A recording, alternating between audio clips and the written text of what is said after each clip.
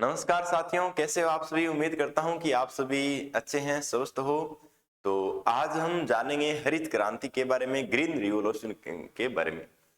तो जैसा कि आपको पता है कि हरित क्रांति से संबंधित बहुत बार भी प्रश्न भी पूछे जाते हैं, एग्जाम में, हर परीक्षा में पूछे जाते हैं। और हरित क्रांति बहुत इंपॉर्टेंट भी अपने आप में। तो हमें वैसे भी पता होना चाहिए कि हरित क्रांति वो भारत में क्यों है, किस कारण आई, किस फसल से ये संबंधित है, किस राज्य से संबंधित है, इसका क्या इफेक्ट पड़ा, है ना। तो इसके बारे में हम जानेंगे। तो हम बात करते हैं हरित क्रांति की। तो 1960 की बात है, जिसमें भारत की पॉपुलेशन है वो बहुत ही ज्यादा बढ़ रही थी। और खाने के अगर हम मामले में बात करें, जैसे गेहूं है, चावल है, जो भी अपने फसल होती है, उनकी बहुत ही कटौती थी। यानी कि हम बहुत ही ज्यादा क्षेत्र में बुआई तो कर रहे थे फसलों की, लेकिन कहीं ना कहीं उनसे उत्पादन बहुत ही कम हो रहा था। उसका कारण क्या था? क्योंकि हम जो कृषि कर रहे थे वह पारंपरिक तरीके से कर रहे थे। यानी कि हमारे पास आधुनिक तरीके नहीं थे। जैसा कि आपको पता है कि दूसरे देश है, चीन है, रूस है, अमेरिका है, इन देशों में जो भी खेती की जाती है वो खेती बहुत ही आधुनिक तरीके से की जाती है, जिसमें कीटनाशक है, उर्वरक है, बड़ी बड़ी इलेक्ट्रॉनिक मशीन है, ट्रैक्टर है, गाड़ियां हैं, जो उनसे बड़ी बड़ी जो मशीनें काम में ली जाती है, और उनसे ज्यादा से ज्यादा यानी कि क्षेत्र पर वो फसल का बोते हैं और ज्यादा से ज्यादा उससे प्रोडक्शन लेते हैं।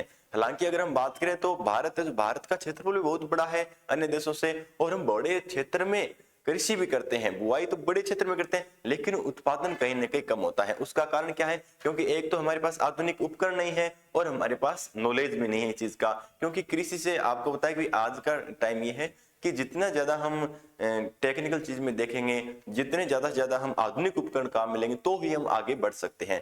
तो 1960 की अगर हम बात करें तो उस समय क्या है कि हम जो कृषि कर रहे थे वो पारंपरिक तरीके से कर रहे थे, और हम बहुत ही बड़े क्षेत्र पर कृषि तो कर रहे थे, लेकिन हमारा प्रोडक्शन यानी कि उत्पादन बहुत ही कम हो रहा था। फिर उसके बाद क्या हुआ कि हमारी जनसंख्या बहुत बढ़ रही थी। अब आपको पता है, ऐसा तो है नहीं कि आज हमारी जनसंख्या बढ़ रही है कि आज हम एक साल में ही हम बहुत ज्यादा प्रोडक्शन कर लेंगे। यानी कि ये भी आपको पता है कि उत्पादन कहीं ना कहीं आज 1 कुंटल हो रहा है, तो उसको 2 कुंटल करने के लिए हमें उसके लिए थोड़ा तरीका भी अपनाना पड़ेगा, दूसरा तरीका अपनाना पड़ेगा, और उसमें धीरे धीरे वृद्धि होगी, एक साथ कभी भी वृद्धि नहीं होती है। तो उसका फिर एक हरित क्रांति का मेन कारण ये रहता है कि जैसे 1962 में क्या होता है कि भारत का चीन से युद्ध हो जाता है। अब आपको पता है कि जब दो देशों के बीच में युद्ध होता है तो उसका एक भारत की जो या कोई भी देश की इकोनॉमी होता है उस पर बहुत बड़ा इफेक्ट पड़ता है। उसके बाद क्या हुआ, 1962 में भारत का चीन के साथ युद्ध हो गया। और जैसे 1963 की अगर हम बात करें तो 1963 में भारत में बहुत ही बड़ा सूखा पड़ गया, और जिसके कारण बहुत ही बड़ी भूखमरी आ गई, और लोगों के पास खाने के लिए कुछ भी नहीं बचा था। यानी कि बहुत ही कम मात्रा में उनके पास खाने के लिए बचा था, क्योंकि वैसे भी किल्लत आ रही थी। और ऐसा सूखा पड़ा, सूखा पड़ने के बाद आपको बताइए कि बिना जैसे अगर बारिश नहीं होगी, सूखा पड़ गया, तो हम कुछ भी उत्पादन नहीं ले सकते हैं। तो 1963 में बहुत ही बड़ा भयंकर सूखा पड़ा, जिसके कारण भारत में लोग भूखमरी से मरने लगे। बहुत ही बड़ी जनसंख्या, अगर बात करें संख्या में लोग मरे थे। ये 2-3 साल तक भूखमरी चली, और ऐसे चलते चलते 1965 के अंदर भारत का फिर पाकिस्तान से युद्ध हुआ, और फिर भारत में बहुत ही बड़ी और भूखमरी आ गई। क्यों आ गई? क्योंकि एक पहले 1962 में चीन से युद्ध हुआ, उसके बाद 1965 में फिर एक भारत का पाकिस्तान से युद्ध हो गया, जिसके कारण भारत की इकोनॉमी और बहुत नीचे चल गई। इससे आपको पता चला कि इससे क्या हुआ कि बहुत ही बड़ी और कमी आई, भूखमरी ज्यादा आई। तो अब लोगों ने सोचना स्टार्ट किया। और अगर हम बात करें हरित क्रांति की, तो एक अमेरिकन वैज्ञानिक थे जिनका नाम था डॉक्टर नॉर्मन ई बोरलॉग। उन्होंने क्या किया, एक मैक्सिकन गेहूं की वैरायटी होती है, जो बोनी गेहूं की वैरायटी होती है, बोनी मतलब छोटी गेहूं की वैरायटी होता है। तो उन्होंने क्या किया कि उस मैक्सिकन जो गेहूं की वैरायटी है उसको उगाना स्टार्ट किया। और उस वैरायटी की खासियत ये थी कि उसकी एक तो हाइट कम होती है, कम पानी में बहुत ही ज्यादा वो प्रोडक्शन देती है। तो विश्व में अगर हम बात करें तो डॉक्टर नॉर्मन ई बोरलो को हरित क्रांति के जनक माना जाता है, क्योंकि उन्होंने ही सर्वप्रथम इसके ऊपर प्रयोग किया था।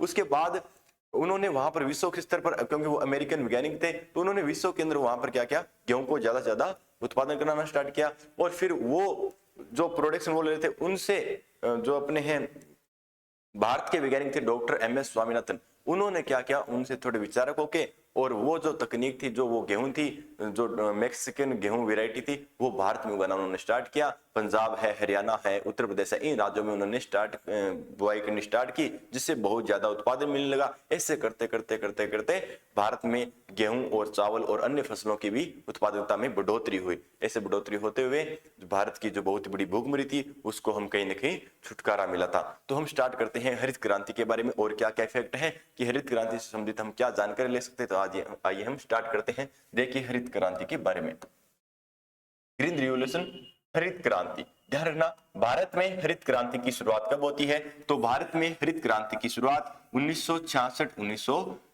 में स्टार्ट होती है। ये ध्यान रखना, बहुत बार पूछा गया है कि भारत में हरित क्रांति की शुरुआत कब हुई? तो भारत में हरित क्रांति की शुरुआत है 1966 और 1966 से 1967 के मध्य में हुई थी। ध्यान रखना, कौन सी पंचवर्षीय योजना चल रही थी? इसमें तीसरी पंचवर्षीय योजना चल रही थी। इस समय कौन सी योजना चल रही थी? तीसरी पंचवर्षीय योजना चल रही थी। तीसरी पंचवर्षीय योजना चल रही थी। तीसरी पंचवर्षीय योजना चल रही थी। ये थोड़ा ध्यान रखना। आगे हम देखते हैं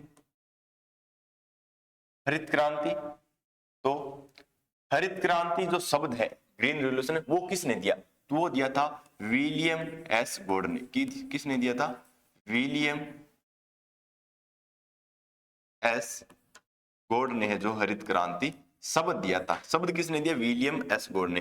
कई बार इसको शॉर्ट में WS गॉर्ड भी बोला जाता है।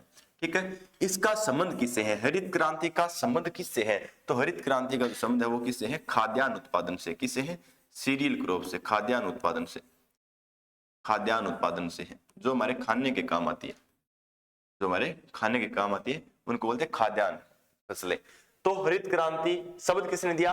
विलियम एस गॉर्डन ने दिया। और हरित क्रांति का संबंध किससे? खाद्यान्न उत्पादन से है। विश्व में, कहां पर बात करें, विश्व में हरित क्रांति के जनक कौन है? तो कौन है? ई बोरलो। कौन है? डॉक्टर नॉर्मन ई बोरलो बोलते हैं वैसे, डॉक्टर नॉर्मन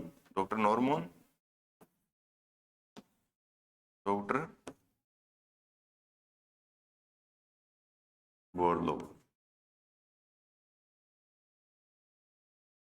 ये क्या है? विश्व में हरित क्रांति के जनक माने जाते हैं डॉक्टर नॉर्मन बोरलो को। और भारत में, वही अगर हम बात करें भारत में हरित क्रांति के जनक कौन है, तो कौन है? Doctor MS Swaminathan. कौन है भी?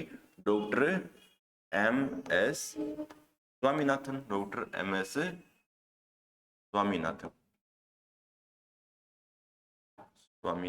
ये क्या है?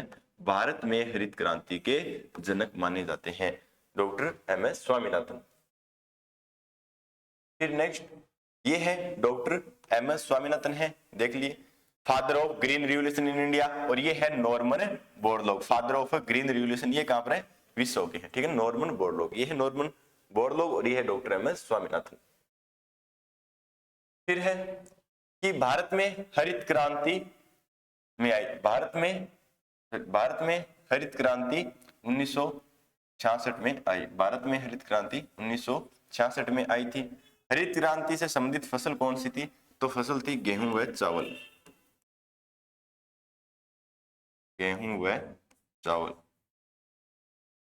फसल कौन से? गेहूं व चावल। और हरित क्रांति से संबंधित इस राज्य कौन से मेनली? तो कौन सा स्टेट है? पंजाब व हरियाणा। कौन है? पंजाब व हरियाणा।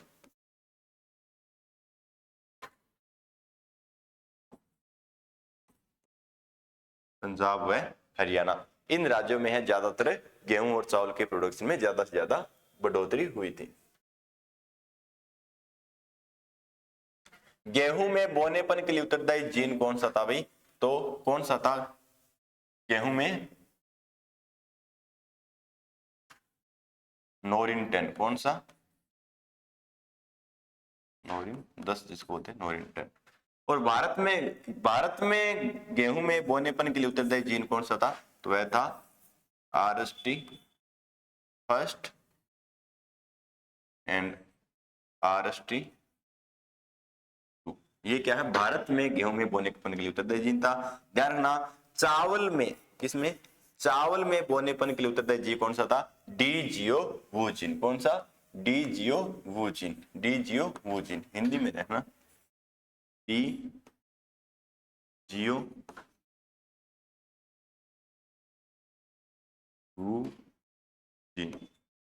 है ना? ये है चावल में। ठीक है, देखिए जो हरित क्रांति शब्द वो किसने दिया? WS गॉर्डन या विलियम एस गॉर्डन ने दिया। और विश्व में हरित क्रांति के जनक कौन है? नॉर्मन ई बोरलॉग है। भारत में हरित क्रांति के जनक कौन है? डॉक्टर MS स्वामीनाथन है। हरित क्रांति की शुरुआत कब हुई? 1966-67 में, तीसरी पंचवर्षीय योजना में हुई थी। इससे संबंधित फसल कौन से? तो गेहूं व चावल है। राज्य कौन से? हरियाणा व पंजाब है। इतनी बातें हमने देखी है। आगे देखिए, आगे है डॉक्टर नॉर्मन ई बोरलॉग को 1970 में, कब भाई 1970 में शांति के क्षेत्र में नोबेल पुरस्कार मिला था। डॉक्टर बोरलॉग, ध्यान रखना बहुत इंपॉर्टेंट क्वेश्चन है। डॉक्टर बोरलॉग क्या थे? मैक्सिकन कृषि वैज्ञानिक थे। क्या थे भाई? मैक्सिकन कृषि वैज्ञानिक थे या अमेरिकन, या ध्यान रखना दूसरा अमेरिकन, मैक्सिकन या अमेरिकन कृषि वैज्ञानिक थे। ठीक है। स्वामीनाथन को 1987 में, डॉक्टर एमएस स्वामीनाथन को 1987 में विश्व खाद्य पुरस्कार मिला था और इनको भारत रत्न से भी नवाजा गया है। ये भी थोड़ा ध्यान रखना, डॉक्टर एमएस स्वामीनाथन को। ठीक है। तो ये थी हमारी जो हरित क्रांति थी, ग्रीन रिवॉल्यूशन से जिससे संबंधित हमने देखा कि जो हरित क्रांति का कारण क्या था और हरित क्रांति में क्या क्या घटना हुई और इससे संबंधित क्या क्या प्रश्न बनते हैं, ये भी हमने देखा। तो एक बार हम फिर रिपीट करते हैं। जो हरित क्रांति शब्द वो किसने दिया? डॉक्टर डब्ल्यू.एस. गॉर्डन ने दिया, विलियम एस गॉर्डन ने दिया। हरित क्रांति जो शब्द किसने दिया? विलियम एस गॉर्डन ने दिया। इसके विश्व में जनक कौन है? डॉक्टर नॉर्मन ई बोरलॉग है। भारत में कौन है? डॉक्टर एमएस स्वामीनाथन है। कब शुरुआत हुई? 1966-67 में हुई थी, तीसरी पंचवर्षीय योजना में हुई थी। और हमने देखा कि इससे संबंधित फसल कौन सी है? गेहूं है, चावल है। और राज्य कौन से है? तो राज्य कौन से? पंजाब व हरियाणा है। और गेहूं में मुख्यतः बोने के लिए उत्तरदायी जीन कौन सा था भाई? कौन सा था? नोरिन 10 था। और भारत में कौन सा था? RST1 और RST2 था। और चावल में कौन सा था? DGO वो जीन था। और हमने बात की कि जो डॉक्टर नॉर्मन ई बोरलॉग, उनको 1970 में शांति के क्षेत्र में नोबेल पुरस्कार से नवाजा गया। और डॉक्टर एमएस स्वामीनाथन को 1987 में क्या मिला? खाद्य पुरस्कार मिला, जो प्रथम भारतीय वैज्ञानिक थे। और फिर उसके बाद 1989 में डॉक्टर वर्गीज कुरियन को खाद्य पुरस्कार मिला था। तो ये थी हमारी हरित क्रांति, ग्रीन रिवॉल्यूशन। कैसे लगी आपको? कमेंट करके बताइए। धन्यवाद दोस्तों।